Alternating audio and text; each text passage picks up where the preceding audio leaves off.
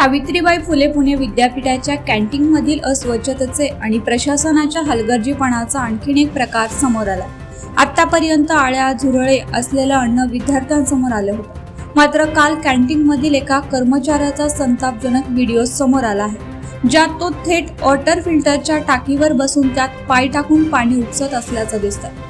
विद्यार्थ्यांनी हा प्रकार कॅमेऱ्यात कैद करत सोशल मीडियावर व्हायरल केला। या घटनेमुळे कॅन्टीनच्या स्वच्छतेबाबत आणि प्रशासनाच्या दुर्लक्षाबाबत तीव्र संताप व्यक्त केला जात आहे। विद्यापीठ प्रशासनाने या घटनेची तातडीने चौकशी करून जबाबदार कर्मचाऱ्यांवर कारवाई करावी अशी मागणी विद्यार्थ्यांनी केली आहे। विद्यापीठातील कॅन्टीनमधल्या अशा वारंवार प्रकारच्या घटना समोर येत असून अद्याप कोणतीही ठोस कारवाई झालेली नाही। विद्यार्थ्यांचं आरोग्य धोक्यात घालणाऱ्या या गंभीर प्रकारावर विद्यापीठ प्रशासन काय भूमिका घेणार याकडे सर्वांचं लक्ष लागलंय।